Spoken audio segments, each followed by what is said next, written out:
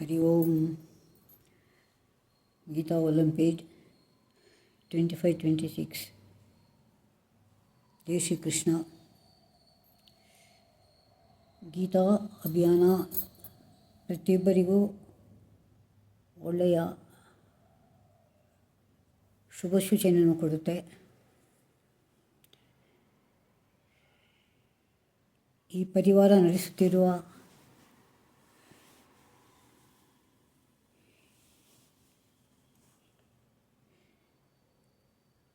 ಜನರಿಗೆ ಬಹಳ ಉಪಯುಕ್ತ.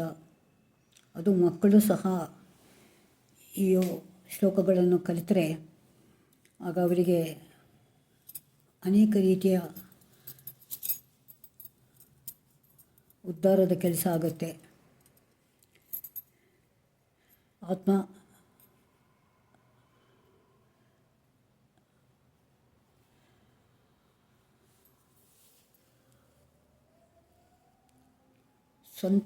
ಸ್ವತಃ ತಾವೇ ತಮ್ಮ ಆಚಾರ ವಿಚಾರಗಳನ್ನು ಗಮನದಲ್ಲಿಡ್ಬೋದು. ಆತ್ಮ ಸಾಕ್ಷಾತ್ಕಾರಕ್ಕೆ ಸಾಧ್ಯ.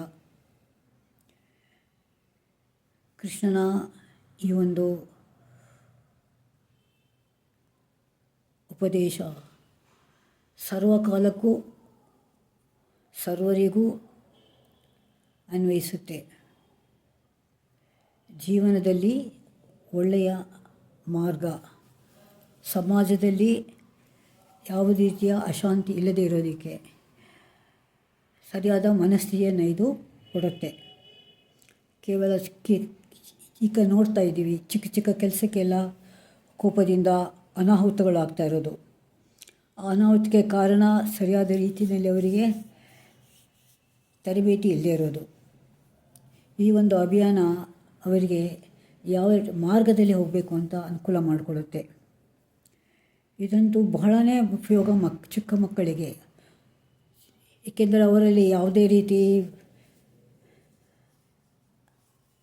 ಭೇದ ಭಾವ ಇಲ್ಲದೆ ಹೋದ್ರೂ ಕೆಲವು ಸಲ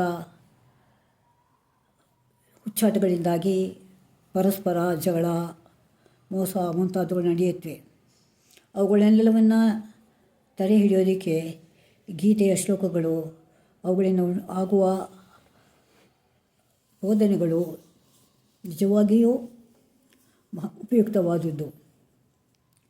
ತಂದೆ ತಾಯಂದಿರು ತಮ್ಮ ಮಕ್ಕಳಿಗೆ ಈ ಒಂದು ದಾರಿಯಲ್ಲಿ ಮಾರ್ಗದರ್ಶನ ನೀಡಬೇಕು. ಈಗ ನೀಡಿದಾಗ ಅವರ ಮಕ್ಕಳು ಒಳ್ಳೆಯ ಪ್ರಜೆಗಳಾಗಿ ದೇಶದ ಉದ್ಧಾರಕ್ಕಾಗಿ ಕೆಲಸ ಮಾಡೋದಕ್ಕೆ ಸಾಧ್ಯ ಆಗುತ್ತೆ. ಪ್ರತಿಯೊಂದು ಶ್ಲೋಕದಲ್ಲಿಯೂ ಜೀವನದ ಮಾರ್ಗ ಹಾಗೂ ಸಂಯಮ, ಸ್ವಾರ್ಥರಹಿತ ಜೀವನ ಇವುಗಳನ್ನೆಲ್ಲ ನಡೆಸೋದಕ್ಕೆ ಯಾವ ರೀತಿ ನಡ್ಕೊಳ್ಬೇಕು ಅನ್ನೋದನ್ನು ಸೂಚನೆ ಉಂಟು. ಇದನ್ನು ಅನುಸರಿಸಿದರೆ ನಿಜವಾಗಿಯೂ ಅವರು ಶ್ರೀ ಕೃಷ್ಣನ ಕೃಪಾ ಕಟಾಕ್ಷಕ್ಕೆ ಪಾತ್ರರಾಗುತ್ತಾರೆ. ಕೃಷ್ಣನ ಸಾನ್ನಿಧ್ಯವನ್ನು ಪಡೆಯಲು ಪ್ರಯತ್ನ ಪಡುತ್ತಿರುವವರು ಈ ಒಂದು ಕೆಲಸವನ್ನು ಮೊದಲು ಮಾಡಿ, ಆಗ ತಾವು ಜೀವನದಲ್ಲಿ ಸುಖ, ಶಾಂತಿ, ನೆಮ್ಮದಿಯಿಂದ ನೆಲೆಸಲು ಸಾಧ್ಯ ಆಗುತ್ತೆ. ಜೈ ಶ್ರೀ ಕೃಷ್ಣ.